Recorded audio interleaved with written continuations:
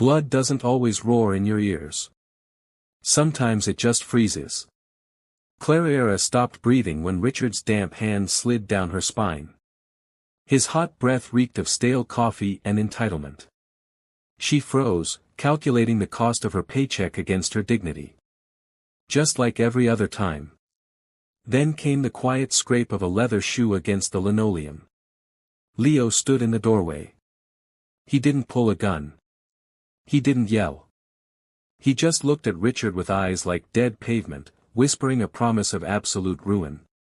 What would you do if a mafia boss walked in and claimed you as his own right then and there? Keep watching, because this story gets darker and more intense than you can imagine. And if you love stories like this, hit that subscribe button right now so you never miss the next twist. The neon sign outside the window of Northside Logistics buzzed with a sound like a dying wasp. It cast a sickly intermittent red glow over Clara's desk, illuminating stacks of manifests, unpaid invoices, and a half-empty mug of lukewarm green tea. Clara Hayes lived her life in a state of constant low-level exhaustion. She was 26, but her bones felt older. Survival in a city that bled you dry for rent and groceries didn't leave room for youthful energy. She worked as the senior logistics coordinator, a fancy title for the person who fixed everyone else's mistakes for barely above minimum wage. She stayed because she had a younger sister in a residential care facility across town and Northside offered a halfway decent health insurance plan. That insurance came with a heavy, suffocating tax. His name was Richard Davies. Richard was the regional manager. He was a man made entirely of soft edges and sharp malice. He wore suits that were a fraction too tight, drowning himself in a cologne that smelled like synthetic pine in desperation. He was the kind of man who never clearly crossed the line in front of HR, but lived his life firmly planted on its boundary. Looking a little tired today, Clara, Richard murmured, appearing behind her chair without warning. Clara didn't flinch. She had learned long ago that flinching gave him a thrill. Just going through the end-of-month discrepancies. Richard, you work too hard. He leaned over her, bracing one hand on her desk and the other on the back of her chair, effectively boxing her in. The smell of his cologne was overpowering. You need to learn to relax. Maybe I could buy you a drink after we wrap up the Miller account. I have to visit my sister, Clara said, her voice a flat, deadpan monotone. She kept her eyes locked on the spreadsheet on her monitor. If she looked at him, she knew she would see that wet knowing smile. Shame, Richard sighed. He pushed off her chair, letting his fingers graze her shoulder blade on the way up. It was a calculated touch. Plausible deniability. Keep at it. Then Clara exhaled only when the heavy wooden door to his corner office clicked shut. She rubbed her shoulder as if she could physically wipe away the sensation of his hand. It was a daily routine, a cynical dance of endurance. You swallow the bile, you do the work, you pay the bills. That was the reality of the world. No one was coming to save her until Thursday. Thursday was the day the silent partners came in to audit the books. Northside Logistics was a legitimate business. But even the lowest level clerks knew it washed money for people you didn't look at too closely. Clara didn't ask questions. Ignorance wasn't just bliss. It was job security. Leo Costello was one of those people. He didn't swagger. He didn't wear flashy jewelry or suits that screamed his net worth. Leo dressed in charcoal and midnight blue. Clothes tailored so perfectly they looked like they were woven directly onto his frame. He had dark hair, perpetually shadowing a face that looked like it had been carved out of granite and left out in the cold. He moved with a terrifying stillness. Where Richard took up space with noise and sweat, Leo consumed the air in a room simply by existing in it. He usually went straight to Richard's office, stayed for an hour, and left.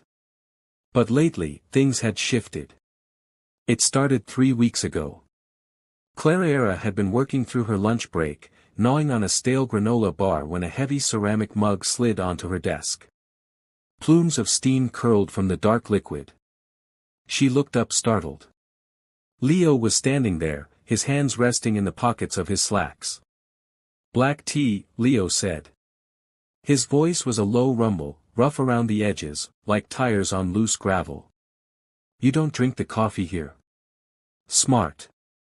It tastes like battery acid." Clara stared at the mug. "I thank you, Mr. Costello." "Leo," he corrected quietly. His eyes, a pale, piercing gray, swept over her desk, lingering for a fraction of a second on the framed photo of her sister, then moving back to Clara. He didn't smile. He didn't leer. He just observed her with an intensity that made the hair on her arms stand up. "Take a break, Clara. The freight will still be here in 10 minutes. He had walked away before she could formulate a response. Since then, it became a quiet routine. A nod in the hallway, a delivered cup of tea. Once he had paused by the copy machine to silently unjam it for her, his large scarred hands working the plastic levers with surprising gentleness. He never asked her for anything. He never lingered too long, but Clara could feel his eyes on her. It wasn't the predatory crawling sensation Richard gave her. It was a heavy anchoring weight. She told herself not to read into it. Men like Leo Costello didn't notice women like Clara Hayes unless there was an angle. She was a cynical woman by necessity, and fairy tales were for people who didn't have past due medical bills. But as the days grew shorter, and the Boston winter began to bite, she found herself looking up at the door every Thursday, waiting for the quiet click of his shoes on the tile. It was a Tuesday night, pushing past 8 o'clock. The rest of the office had emptied out hours ago, leaving behind a profound hollow silence broken only by the rhythmic drumming of freezing rain against the single-pane windows. Clara was trapped in the financial quarterly reports. The numbers were bleeding together on the screen. Her neck ached. A sharp knot of tension coiled tight at the base of her skull. She typed in the final sequence of digits, hit save, and let her head fall back against her chair, closing her eyes. Still here. Clara's heart hammered against her ribs. She snapped her eyes open. Richard was standing at the edge of her cubicle, his tie was loosened, his collar unbuttoned, and his eyes had a glassy, unfocused sheen. He had been drinking. The sharp tang of whiskey cut through his usual pine cologne. "Just finishing up," Clara said, her voice tight. She immediately reached for her purse on the floor, abandoning the idea of double-checking her work. "I'm heading out now." "Hold on. Hold on. What's the rush?" Richard stepped into the cubicle. It was a small space, too small for two people. Too small for a man who smelled like cheap liquor and bad intentions. "My sister." Clara lied smoothly, standing up. "She needs a call before lights out. She can wait 5 minutes." Richard didn't move out of the way. He stood dead center in the narrow opening of the cubicle. "You've been working so hard, Clara. I see it. I appreciate it. You know I appreciate it, right?" "Thank you, Richard." "Excuse me." She tried to step past him. He shifted his weight, blocking her path. The sickening smile on his face widened. "I feel like we don't connect." "Not really. I try to be a good boss. I try to be a friend, but you're always so cold. I prefer to keep things professional." Clara kept her voice even, suppressing the rising tide of panic. She gripped the strap of her purse until her knuckles turned white. Calculate. If she shoved him, he would stumble. He was drunk. But tomorrow she wouldn't have a job. Tomorrow the insurance would be gone. Professional. Richard mocked softly. He took a half step closer. Clara hit the edge of her desk. There was nowhere left to back up. Professional is boring. You're too pretty to be this boring, Clara. He reached out. Clara turned her head sharply, but he didn't go for her face. His heavy, damp hand clamped down on her shoulder, his thumb pressed into her collarbone. The touch was possessive, bruising. He leaned in, his whiskey-soaked breath hot against her cheek. "Just relax," he whispered, his other hand coming up to rest on her hip. Clara's mind screamed, the cynical survivalist part of her brain was shutting down, rapidly being replaced by raw primal flight instinct. She opened her mouth to tell him to back the hell off. Consequences be damned. A heavy metallic click echoed through the empty office floor. It was the sound of the main entry door locking. Richard froze. He didn't let go of Clara, but his head snapped. Toward the corridor. Footsteps slow, deliberate, and entirely unhurried. The unmistakable sound of leather-soled shoes on cheap linoleum. Clara felt a bizarre icy calm wash over her. She knew that footstep. Leo rounded the corner of the cubicle bank. He was wearing a black trench coat over a dark suit, his shoulders dusted with melting snow. He stopped 10 feet away. The silence that descended on the room was absolute. It was a physical pressure, heavy and suffocating. Leo didn't look at Richard. He didn't look at Clara's face. His pale gray eyes were locked onto the exact spot where Richard's hand was gripping Clara's hip. The temperature in the room seemed to drop 10 degrees. "Mr. Costello," Richard stammered. The alcohol-induced bravado vanished, replaced instantly by a high, reedy note of sheer terror. He dropped his hands from Clara as if her skin had suddenly caught fire. I didn't know you were coming in tonight. The quarterly review isn't until Thursday." Leo slowly raised his eyes from Clara's hip to Richard's face. The expression on the man's face was utterly blank. There was no anger. There was no rage. There was only a terrifying hollow emptiness that promised violence. "I forgot my ledger," Leo said. His voice was a whisper, soft and deadly calm. I can go get it for you," Richard offered, taking a step away from Clara, desperate to put distance between himself and the man standing in the aisle. Leo didn't move. He stood perfectly still, a dark monolith in the flickering fluorescent light. He finally looked at Clara. His eyes swept over her pale face, the tense line of her jaw, the way she was clutching her purse against her chest like a shield. Something dark and terrible fractured the ice in Leo's gaze. It was a momentary slip, a flash of something so violent and possessive that Clara felt her breath hitch in her throat. He turned his attention back to Richard. "You're in my way, Richard." Richard swallowed hard, his Adam's apple bobbing in his throat. He tried to force a chuckle, but it sounded like a wet cough. "Right.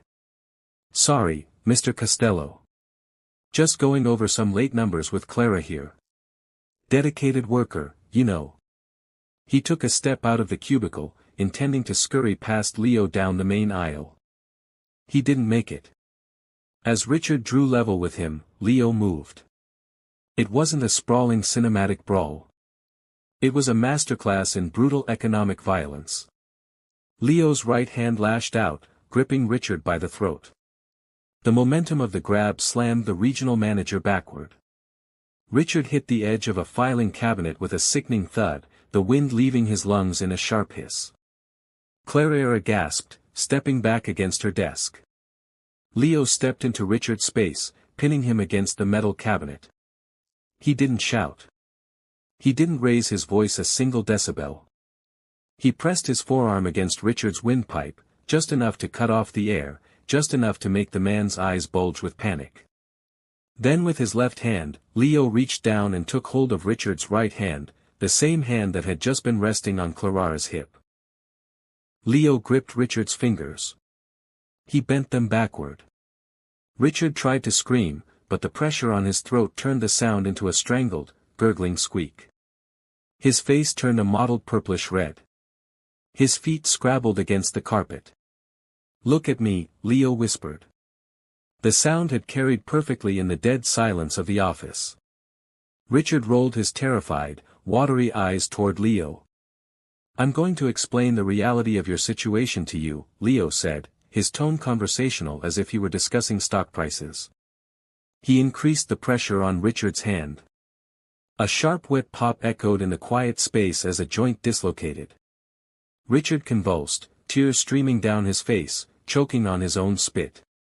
"You breathe the air I allow you to breathe," Leo murmured, leaning in closer. "You sit in the chair I pay for. You run the business I own. You are nothing but a minor convenience to me. Do you understand?" Richard nodded frantically, his eyes pleading. Leo leaned in closer, his lips mere inches from Richard's ear. Clara stood paralyzed, watching a monster strip off his human suit. "If you ever touch her again." Leo's voice dropped to a register that rattled in Clara's chest. "If you look at her, if you speak her name, if you even think about breathing in her direction, you're dead. I won't just kill you, Richard. I will erase you. I will make it so painful and so drawn out that you will beg God for hell just to escape me." Leo twisted the hand another fraction of an inch. Another snap. Richard let out a muffled whimper, his knees buckling entirely. The only thing keeping him upright was Leo's forearm against his throat. "Nod if you comprehend," Leo commanded softly. Richard nodded violently. Leo held him there for 3 more agonizing seconds, letting the sheer terror marinate in the man's veins. Then he let go. Richard collapsed onto the cheap gray carpet like a sack of wet laundry. He curled into a fetal position, cradling his ruined hand against his chest, gasping for air in ragged, pathetic sobs. Leo didn't spare him a second glance. He reached into his coat pocket, pulled out a pristine white handkerchief, and meticulously wiped his hands. He dropped the handkerchief directly onto Richard's head. Slowly, Leo turned around to face Clara. The silence rushed back in, broken only by Richard's pathetic wheezing on the floor. Clara was pressed flat against the window, her heart threatening to crack her ribs. She was looking at a killer. She had always known what he was abstractly. But seeing the casual, effortless cruelty of a man who dealt in human lives, shattered the glass wall of denial she had built. She expected him to be angry. She expected the cold, dead look to be turned on her. Instead, as Leo looked at her, his posture softened. The terrifying tension bled out of his shoulders. He took a slow step towards her, stopping respectfully at the edge of the cubicle. He didn't trap her. He left her a clear path to the door. "Get your coat, Clara," Leo said. His voice was no longer the gravelly whisper of a murderer. It was calm, grounded. "I'm taking you home." Clara's voice shook. She swallowed hard, trying to find her cynical armor, trying to find the tough, unbothered woman who survived this city. She couldn't. "My car is in the lot." "Leave it," Leo said. "I'll have someone bring it to your apartment tomorrow." He looked down at Richard, a flicker of profound disgust crossing his features. "You aren't coming back here. You'll be placed at a different firm by tomorrow afternoon. Better pay, better hours, no garbage." Clara looked at him, her chest heaving. "Why are you doing this?" Leo stood in the harsh flickering light. A dangerous man in a dangerous world, looking at an exhausted woman as if she were the only real thing left in it. "Because," Leo said softly, his pale eyes holding hers with unyielding gravity. "You shouldn't have to freeze every time someone walks into a room. Let's go." The Boston air was a physical assault. It hit Clara the second she pushed through the heavy glass doors of the Northside Logistics Building. A wet, freezing slap that finally jump-started her stalled lungs. She dragged in a sharp breath. The damp cold tasting like exhaust and salt. Behind her, the door clicked shut. Leo followed her out into the sleet. A black SUV idled at the curb. It wasn't flashy. It was a heavy utilitarian block of dark metal with tinted windows that absorbed the sickly yellow street lights. As they approached, the driver's side door opened and a broad-shouldered man in a heavy wool coat stepped out. He didn't speak. He just pulled open the rear passenger door and stood aside. Clara stopped on the pavement. The sleet was already soaking through the thin fabric of her coat, freezing her collar to her neck. She looked at the open door, then at Leo. "I can take the train," she said. Her voice sounded thin and stripped of its usual cynical armor. "The station is only 3 blocks away. Get in the car, Clara." It wasn't a request. It was a flat, immovable statement of fact. She got in. The interior smelled of expensive leather, ozone from the heater, and faintly of Leo's clean, sharp soap. It was a stark contrast to the stale cigarette smoke and desperation she was used to breathing. Leo slid in beside her, the doors shutting behind him with a heavy vault-like thud that severed them from the noise of the city. The driver pulled away from the curb smoothly. For 10 minutes, the silence in the car was absolute. Clara kept her knees pressed together, staring out the window at the blurred, streaking lights of the city. Her mind was a chaotic loop of the last 20 minutes, the wet crack of Richard's hand, the terrified, gurgling sound he made, the total lack of emotion in Leo's eyes as he did it. She squeezed her eyes shut. She was 26 years old. She managed spreadsheets and argued with truckers about fuel surcharges. She didn't belong in the back of an armored SUV with a man who casually dismantled people. "You're hyperventilating." Leo's voice broke the quiet. He hadn't moved. He was looking straight ahead at the partition, separating them from the driver, his hands resting loosely on his thighs. "I'm fine," Clara lied, her chest rising and falling in shallow rapid jerks.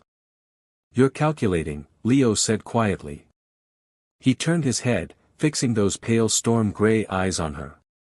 "You're sitting there trying to figure out what you owe me. You're trying to figure out if you traded one predator for another." Clara swallowed hard. The blunt honesty caught her off guard. She turned to face him, the anger of exhaustion finally cutting through her shock. "Did I?" she asked. Leo held her gaze. The street lights washed over his face in rhythmic intervals, highlighting the sharp angle of his jaw and the faint pale scar that cut through his left eyebrow. "If I wanted to hurt you, Clara, you wouldn't be sitting here arguing with me. And if I wanted to touch you, I wouldn't need to corner you in a cubicle to do it." It was an arrogant statement, but it wasn't a boast. It was delivered with the same chilling certainty he had used with Richard. "I needed that job," Clara said, her voice dropping to a harsh whisper. "My sister is at the Oak Creek residential facility." Leo interrupted smoothly. "She requires physical therapy 3 times a week, a specialized diet, and round-the-clock monitoring for seizure activity. It costs you $6,000 a month." "You were drowning." Clara froze. The blood drained from her face. "How do you know that?" "I own the freight company, Clara. I own the building it operates out of. You think I don't know everything about the people who work for me?" Leo reached into his inner jacket pocket. Clara flinched slightly. He paused, his eyes narrowing at her reaction before slowly withdrawing a sleek silver smartphone. He tapped the screen twice. "Oak Creek is paid up through the end of the year," Leo stated. "No." Clara shook her head violently. Panic sharp and metallic flared in her chest. "No, you don't pay my bills. I don't take money from you. I won't owe a man like you."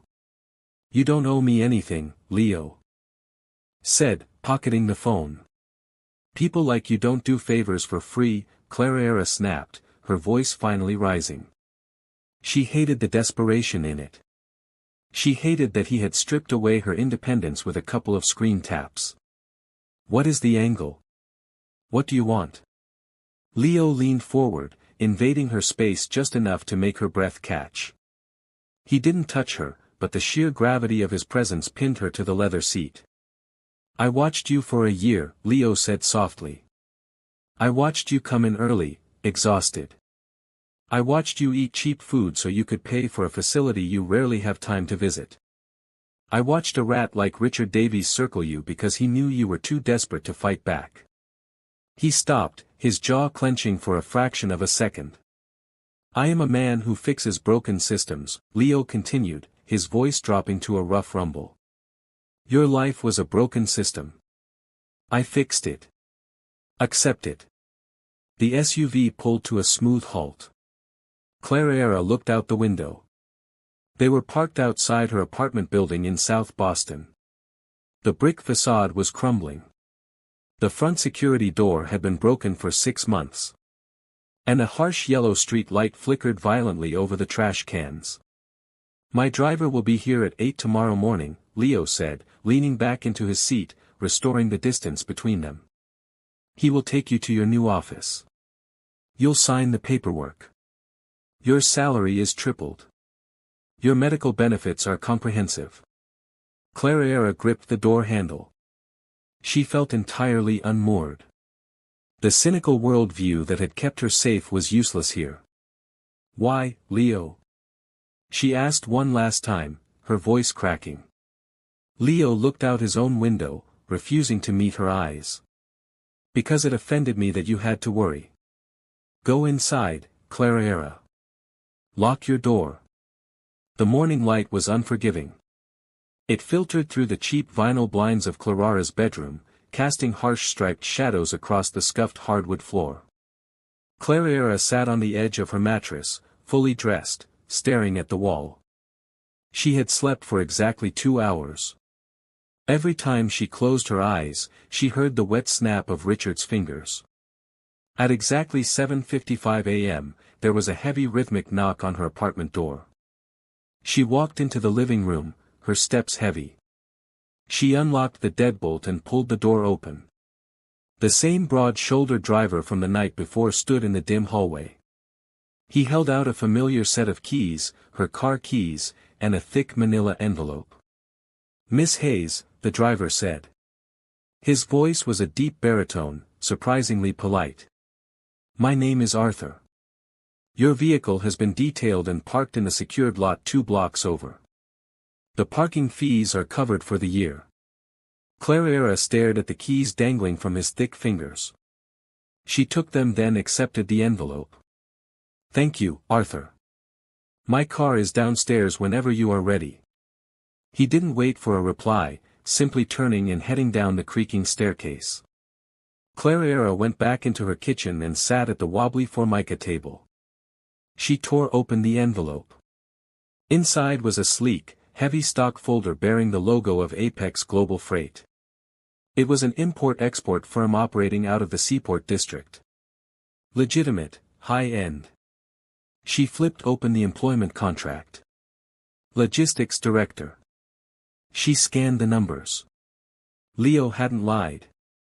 The salary was staggering.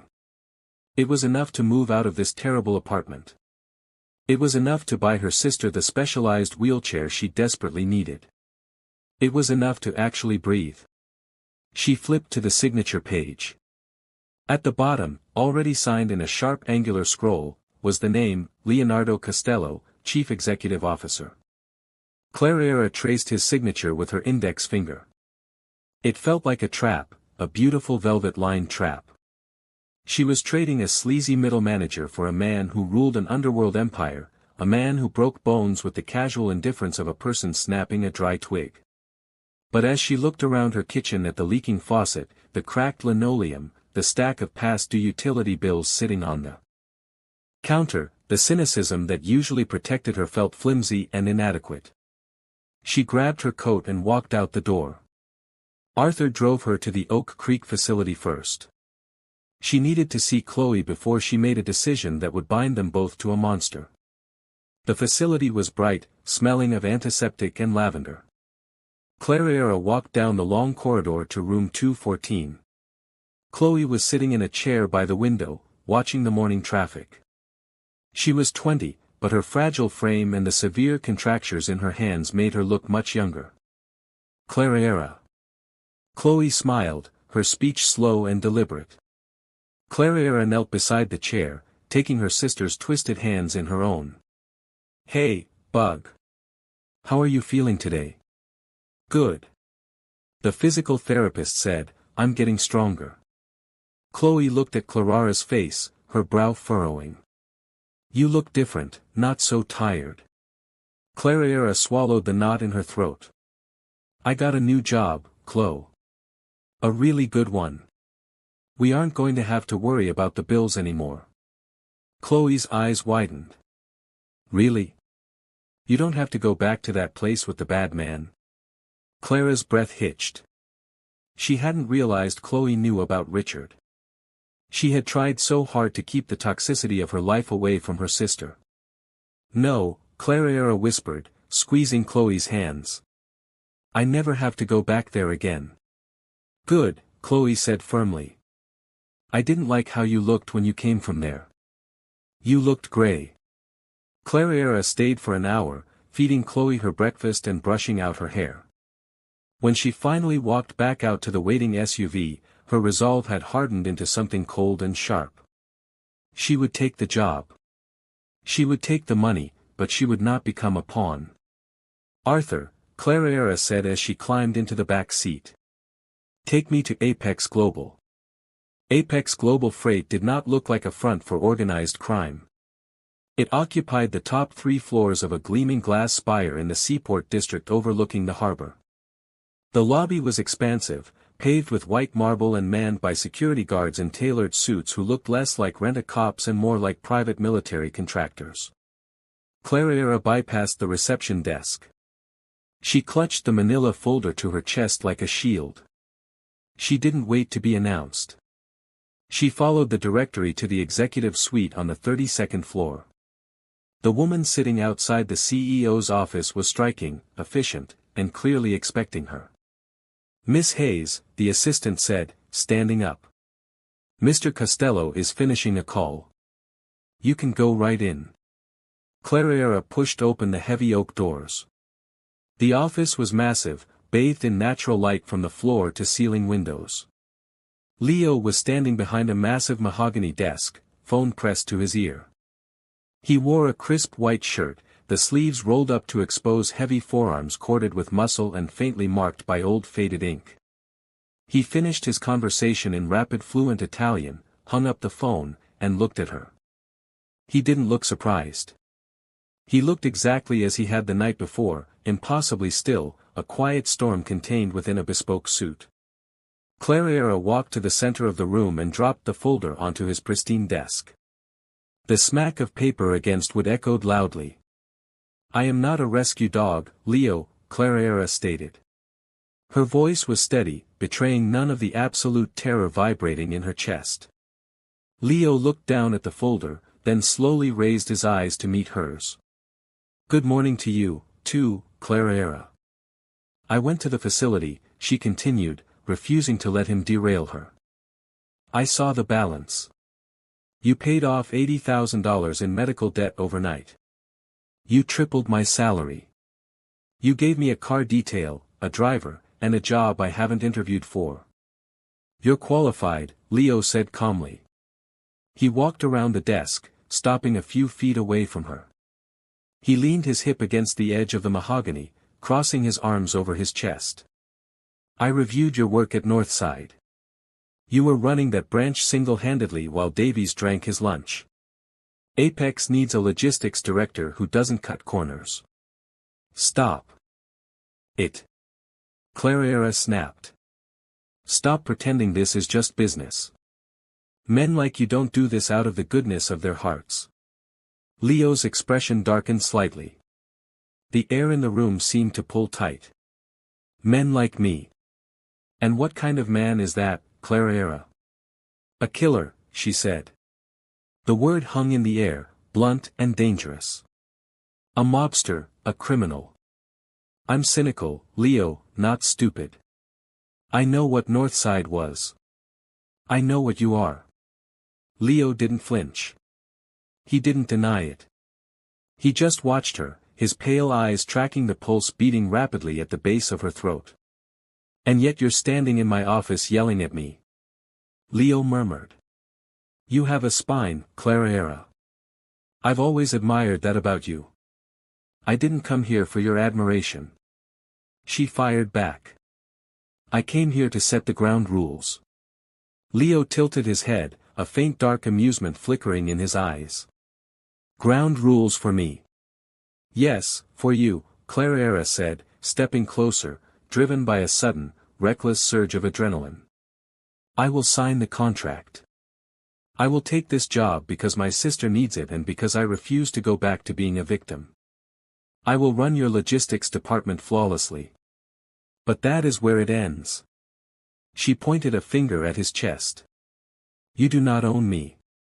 You did not buy me by paying off a hospital bill. I will not be your project. I will not be your pet.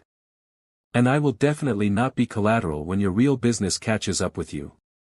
If I work here, I work here. Nothing else. Silence stretched between them. It was a heavy, loaded silence. Clara's heart was hammering so hard she felt lightheaded. She had just given orders to a Mafia Don. She waited for the anger.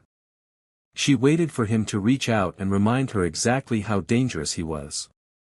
Instead, Leo uncrossed his arms. He reached out, his hand moving so slowly she had time to pull away. But for some reason, she didn't. He gently caught her raised hand. His fingers were warm, rough with calluses, a stark contrast to his pristine environment. He didn't squeeze. He simply wrapped his hand around hers, lowering her pointing finger. Are you finished? He asked softly. Clara swallowed, her throat suddenly dry. Yes, good. Leo didn't let go of her hand. He took a single half-step closer, eliminating the space between them. Clara had to tilt her head up to look at him. Up close, she could see the tiny flecks of silver in his gray eyes, the exhaustion hiding in the corners. Rule number 1, Leo said, his voice a low, vibrating hum that settled deep in her bones. I don't buy people. If I wanted a pet, I'd get a dog. I gave you this job because you earned it, and because leaving you in that rat trap of an office was no longer an option I was willing to tolerate. His thumb brushed lightly over her knuckles. Clara shivered. Rule number 2, he continued, his gaze dropping briefly to her lips before returning to her eyes. You are not collateral. You are out of bounds to everyone in this city. No one touches you. No one looks at you sideways. You are safe here. And rule number 3, Clara whispered, finding it difficult to draw a full breath. Leo's grip tightened just a fraction. A possessive anchoring weight. The detached cold persona was gone, replaced by a raw, quiet intensity that was infinitely more terrifying. Rule number 3, Leo murmured, leaning in until his breath ghosted across her cheek. Stop pretending you're not terrified. Stop pretending you have to carry the weight of the world by yourself. You fought your war, Clara. Let me fight the rest. He released her hand and stepped back, retreating behind his desk. The sudden absence of his heat left Clara feeling strangely cold. Your office is down the hall, glass doors. Margaret has your access badges, Leo said, his tone shifting back to the smooth, detached CEO. He sat down and pulled a file toward him. We have a board meeting at noon. Be ready to present the new shipping routes. Clara stood there for a moment, completely destabilized. She had walked in, ready for a fight, ready to defend her cynical independence. But Leo Costello hadn't fought her. He had simply disarmed her, stepping past her armor with terrifying ease. She turned and walked towards the door. As she gripped the brass handle, she paused, looking back over her shoulder. Leo was already writing in the file, his face a mask of concentration. She had laid down the law. She had told him he couldn't own her. But as Clara stepped out into the hallway and looked at the nameplate bearing her title, she couldn't shake the unsettling realization that Leo Costello didn't need to buy her. He was just going to wait for her to surrender. She went by Hayes now. The name on the frosted glass of her office door read C. Hayes, Director of Logistics. She preferred it. The girl who used to flinch at the sound of heavy footsteps in the Northside Logistics basement felt like a distant fading memory. Hayes was someone new. She was well rested. Her sister Chloe had a state-of-the-art motorized chair and a physical therapist who actually smiled. The crushing, suffocating weight of poverty had been surgically removed from her life. It had been 6 weeks since the night the rain froze on her collar and Leo Costello rewrote her reality. Apex Global Freight was a machine. It ran on silence, precision, and an undercurrent of lethal efficiency. Hayes fit into it perfectly. She didn't ask about the unmarked crates that occasionally bypassed customs in the middle of the night. She didn't ask why half the security staff carried themselves like ex-special forces. She did her job. She optimized supply chains, cut fuel waste by 14%, and completely restructured the European import routes. She survived by dealing in numbers. Numbers were safe. They didn't lie and they didn't hold hidden agendas, which was exactly why the numbers on Route 44 were keeping her awake at 11:12 p.m. on a Tuesday. The Seaport district was quiet, the black waters of the harbor reflecting the scattered lights of the Boston skyline. Hayes sat at her massive oak desk, her bare feet tucked under her, staring at 3 glowing monitors. Route 44 was a standard shipping lane bringing textiles from southern Italy into the port of Boston. On paper, it was flawless, but Hayes had spent her entire adult life finding the lies in other people's math.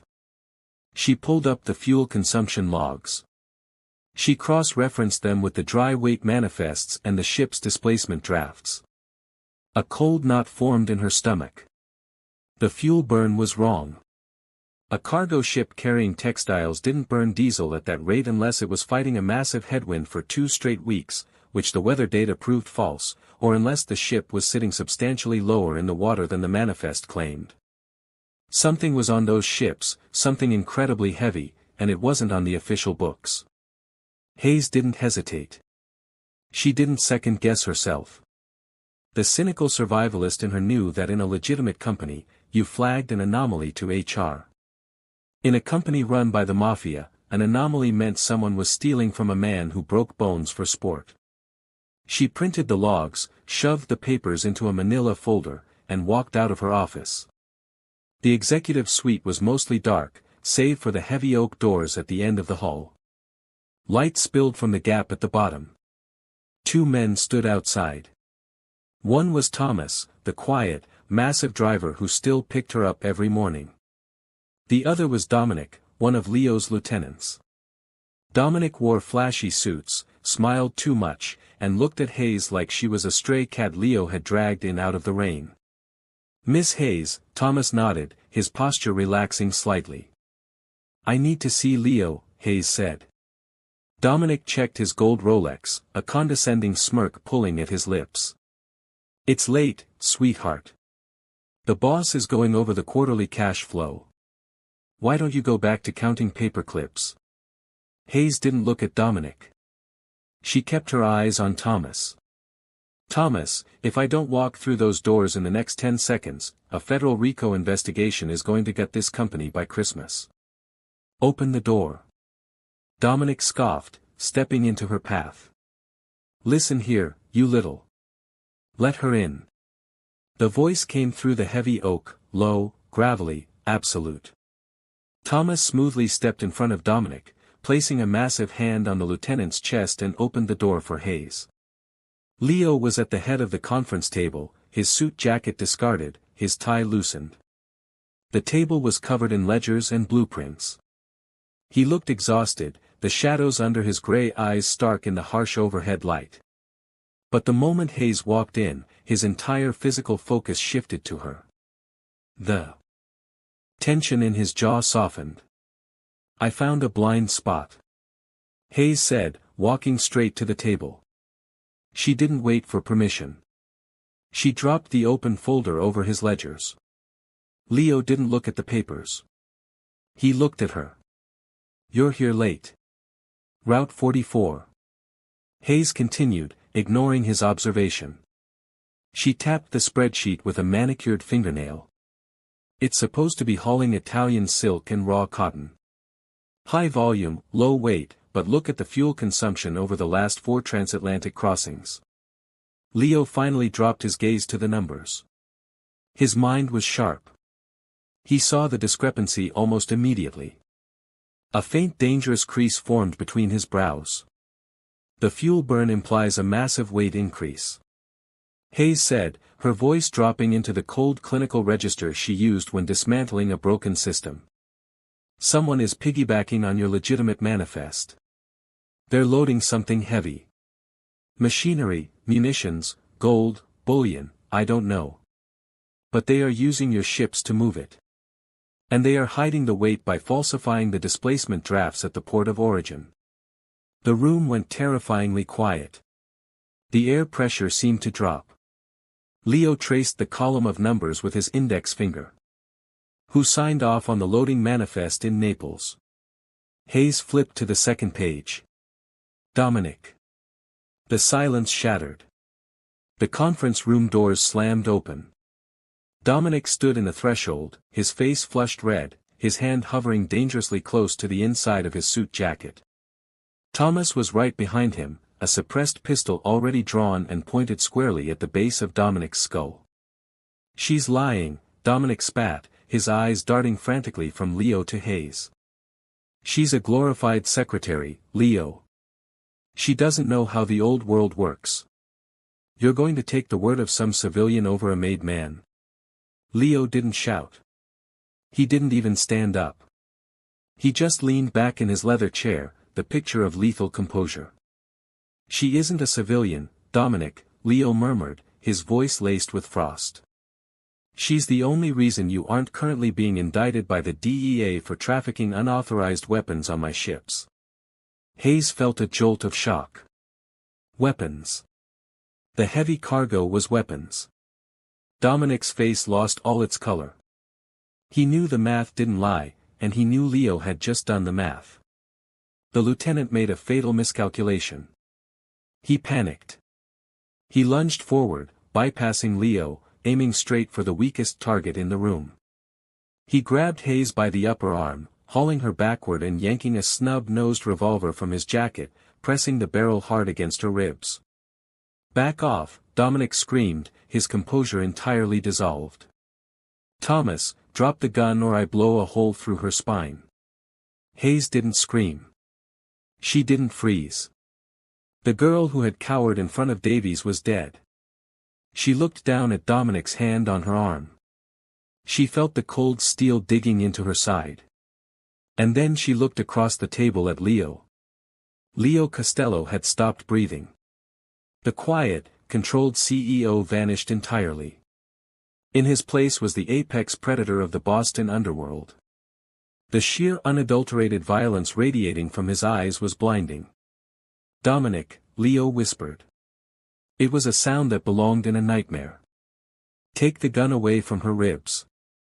I'm walking out of here, Leo, Dominic panted, dragging Hayes backward toward the glass walls. I'm taking her to the elevator and I'm gone. You try to stop me, I'll drop her. You underestimate her. Leo said softly. Hayes didn't need another cue. She didn't wait to be rescued. Dominic was focused entirely on Leo and Thomas, expecting an external threat. He wasn't paying attention to the logistics director. Hayes slammed her heavy 3-inch stiletto heel down with all her weight, driving the metal spike directly through the leather of Dominic's shoe and into the fragile bones of his instep. A sickening crunch echoed in the room. Dominic howled, his grip on her arm slacking for a fraction of a second. It was all the time Leo needed. Leo vaulted the heavy mahogany table with terrifying speed. Before Dominic could raise the gun, Leo's hand clamped around the cylinder of the revolver, preventing it from rotating. With his other hand, Leo struck Dominic in the throat. It was a precise, devastating blow. Dominic dropped the gun and collapsed to the floor, gasping for air, clutching his ruined foot and his crushed windpipe. Thomas stepped forward seamlessly, kicking the revolver across the carpet and dragging Dominic up by the collar of his expensive suit. Take him downstairs, Leo said, his chest heaving slightly. He didn't look at the traitor. Find out who paid him to move the guns, then make him disappear. Yes, boss, Thomas grunted, dragging the wheezing man out of the room. The heavy oak doors clicked shut behind them. The silence rushed back in, thick and heavy with adrenaline. Hayes stood by the glass window, her chest rising and falling in sharp, jagged breaths. The adrenaline was beginning to recede, leaving behind a cold, hollow tremor in her hands. She had just assaulted a mafia hitman. She had just watched a man get condemned to death. She expected to feel horror. She expected the crushing weight of guilt. Instead, she felt an electric, terrifying sense of clarity. The world was brutal. It was entirely unforgiving. But for the first time in her life, she wasn't the prey. A sudden, sharp sound broke her reverie. A heavy drop of liquid hitting the mahogany table. She turned. Leo was leaning heavily against the edge of the table, his head bowed. Blood was dripping from his left hand, pooling on the polished wood. When he had grabbed the cylinder of the revolver, the sharp metal of the sight had sliced a deep, ragged gash across his palm. "You're bleeding," Hayes said, her voice sounding oddly steady in the quiet room. Leo looked down at his hand as if it belonged to someone else. "It's nothing, superficial." He reached into his pocket for a handkerchief, but his fingers were slick and he fumbled. Hayes crossed the room. She didn't ask for permission. She reached out and took his injured hand in hers. His skin was burning hot, calloused, and rough, slick with bright red blood. The contrast of his dark violence and the vulnerability of the open wound struck her deeply. "Sit down," she ordered. Leo looked at her, his pale gray eyes searching her face. He was looking for the terror. He was looking for the disgust that normal people felt when the curtain was pulled back on his world. He didn't find it. He slowly sank into a nearby leather chair. Hayes walked over to the executive bar in the corner. She bypassed the scotch and grabbed a clean linen towel, a bottle of clear vodka, and the small first aid kit kept under the counter. She returned and knelt on the floor between his parted knees. "This is going to burn," she said flatly. "I'm aware," Leo murmured. He didn't brace himself. He just watched her. Hayes poured the vodka directly over the gash. Leo didn't flinch. Not a muscle in his face twitched. He was completely focused on the way her hands moved. Efficient, careful, surprisingly gentle. She dried the wound with the linen cloth, her thumb pressing against his pulse point to steady his hand. His heart was beating with a slow, heavy rhythm, completely at odds with the violence that had just occurred. "You didn't freeze," Leo said quietly, the gravel in his voice scraping against the quiet room. Hayes unrolled a sterile bandage. "I told you, Leo, I'm not a rescue dog. I know how to survive. Surviving is hiding." Leo countered, leaning forward slightly. The proximity was intoxicating. He smelled like gunpowder, copper, and expensive cologne. "You didn't hide. You fought back. You broke his foot. He was ruining my supply chain," Hayes said, wrapping the gauze tightly around his palm. It was a deflection, a cynical shield thrown up to hide the fact that her hands were shaking. Leo reached out with his uninjured hand. He didn't grab her. He simply placed 2 fingers under her chin, applying a feather-like pressure, tilting her face up to meet his gaze. "Stop," he whispered. The command wasn't about the bandage. It was about the armor. "You saved my empire tonight," Leo said, his eyes locking onto hers with an intensity that made the air evaporate from her lungs. "My best men missed the anomaly. They looked at the ships and saw cargo. You looked at a spreadsheet and saw a ghost. You dismantled a threat that would have put me in a federal penitentiary." Hayes swallowed hard, the knot in her throat suddenly massive. "It's my job. Your job is logistics." Leo corrected softly, his thumb brushing against her lower lip. The touch was electric, sending a sharp thrill down her spine. "What you did tonight was loyalty. I don't belong in this world, Leo." She breathed, her cynical defenses crumbling under the weight of his stare. "I'm a girl from Southie who clips coupons and yells at truckers. You run the city. You run the machine that keeps the city moving, Leo countered. He leaned closer. You think I want someone who belongs in this world? I am surrounded by murderers, thieves, and liars. I live in the dark, Hayes.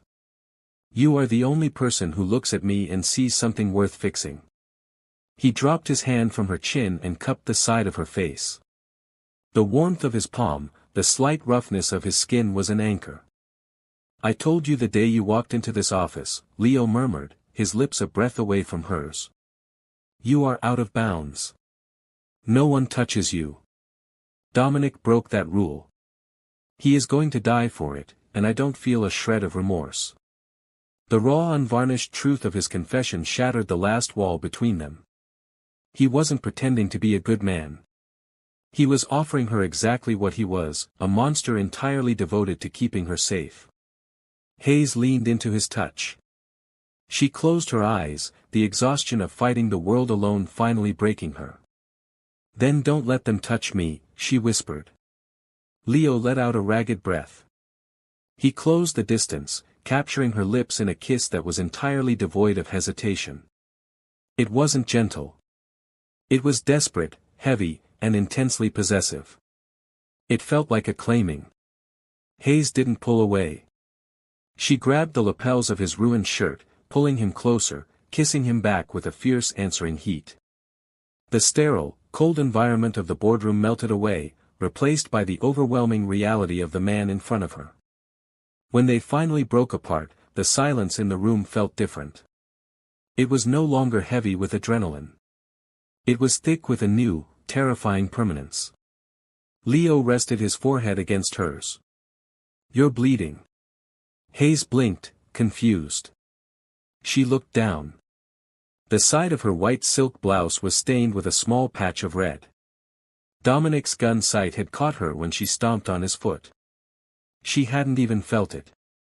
It's just a scratch, she said dismissively.